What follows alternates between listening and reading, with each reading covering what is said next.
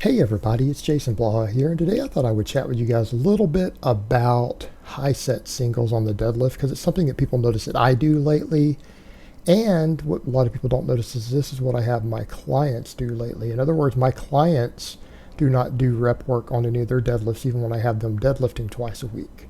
And the reasons for this is multifold in nature. Obviously, a lot of what I'm doing with mine has to do with the fact that I'm doing the speed work, and West Side guys do it that way. Actually, Jamie Lewis used to do a lot of this too, back when he broke the 181 raw records, and it has to do with doing large numbers of singles.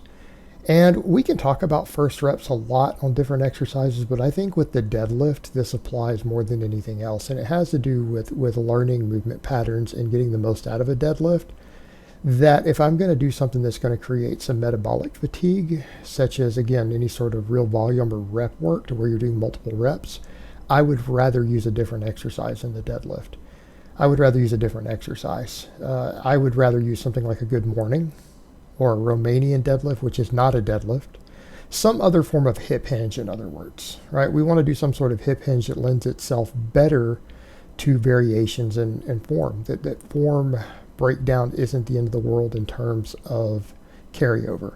Because when it comes to something like the deadlift, it's usually an exercise that any sort of competitive environment we're usually doing for heavy singles. And when people ask you what you deadlift, no one asks you what your 5 rep max is. No one cares about what your 10 rep max is. It's how much can you deadlift. And what you find is that the movement pattern carryover from multiple reps doesn't always carry over. People have a tendency to let their form get bad, which again can cause some issues and risk.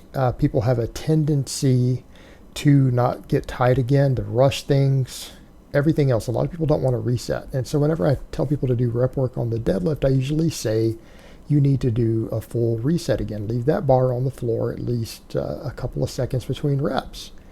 However, what you generally find is that the first reps are the ones that train the deadlift the most effectively. It is a concentric based exercise with minimal eccentric component, unless you're using bands. And of course, you guys see me do singles with the bands too, and that creates an eccentric component. But largely, it's a concentric based exercise in which you are trying to get as tight as possible and pull it off the floor. When you're doing rep work on the deadlift,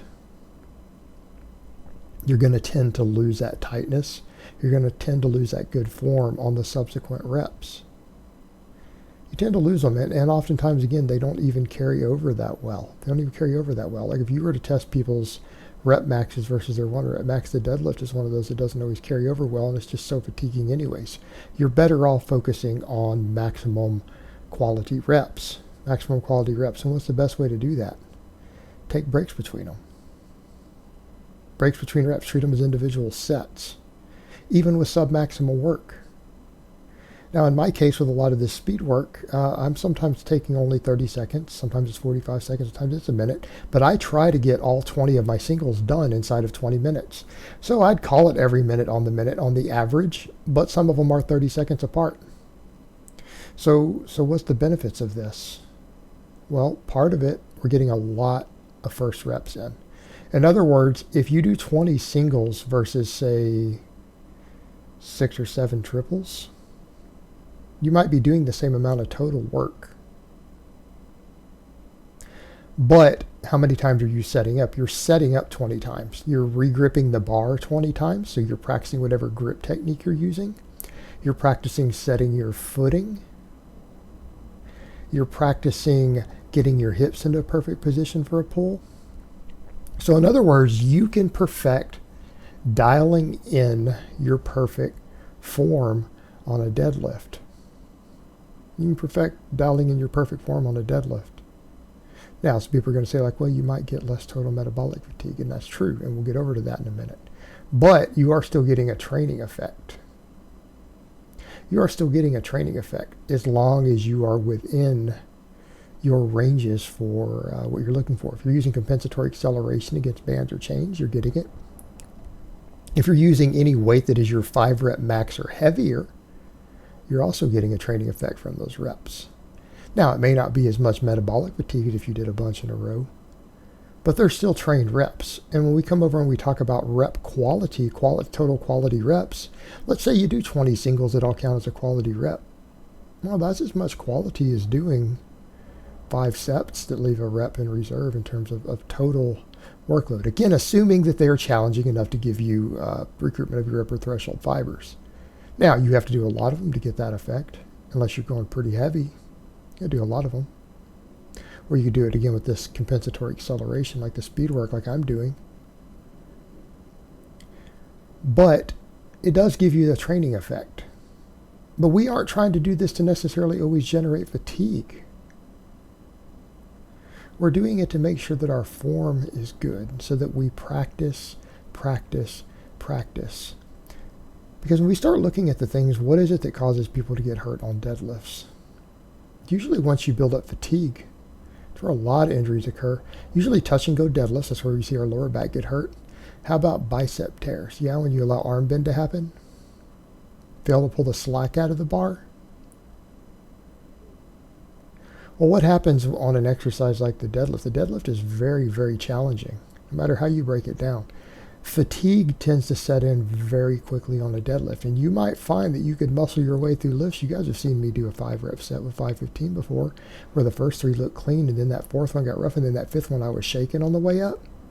That form is breaking down because the fatigue sets in very quickly. And so it's very easy to get fatigue-based loss of technique, right? Your form will start to break down in a way that, if done too frequently, may put you at a higher risk of injury. And the only reason we would, again, want that sort of fatigue is for what purpose? Hypertrophy purposes, but there's other exercises we can use as supplemental lifts for that. So the lifts we can use as supplemental lifts. And I'll get to that in a second, but let's come over to this. We have a lower risk of injury because we're ensuring perfect reps. Because we have a breather, we can reset everything. We can reset our brain. We can put our feet into position, grip the bar correctly, pull ourselves in to put our hips to the right height. We can set everything up for clean reps again. We have less chance of that form breakdown that can get you hurt on a deadlift. You have less chance of form breakdown. That's what gets you hurt, guys. One of the big deals.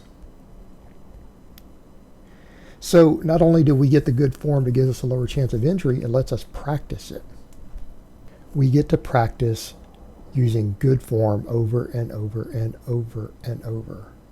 It's tons of first reps. Now, we can still get quality training in that way. We can still hit those upper threshold fibers, but then people say, well, what about the fatigue? Is that ideal for hypertrophy purposes? Well, not necessarily. Does it contribute to hypertrophy? Yes, absolutely contributes to hypertrophy. I mean, if you do 10 or 20 singles that are hitting upper threshold fibers, that's contributing.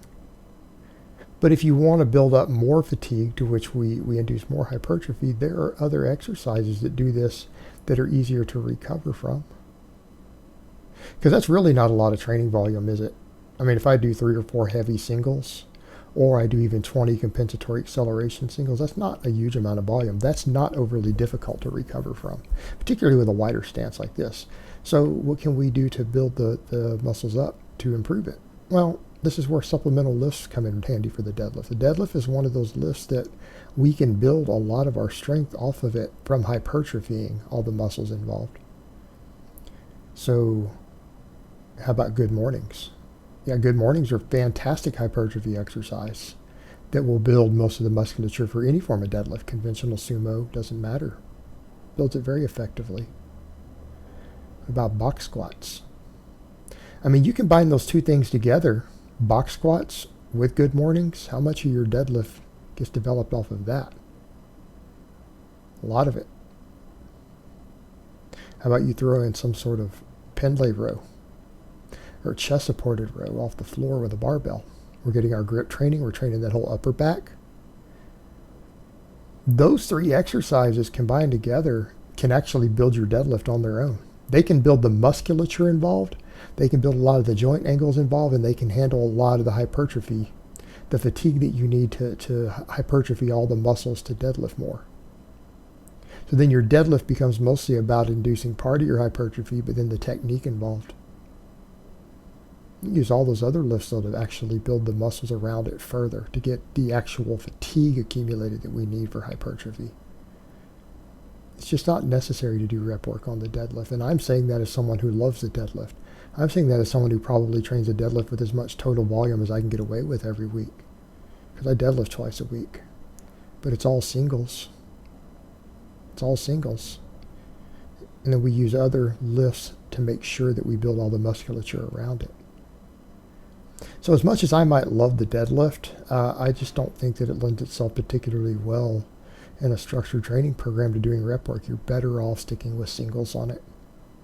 Lower chance of injury, easier to recover from, you end up with better form in the long term. And then you can use other lifts to hypertrophy all your weak links. All right, guys, well, that's really all I have to say on that today. I hope it's been informative, and I will talk to you guys next time.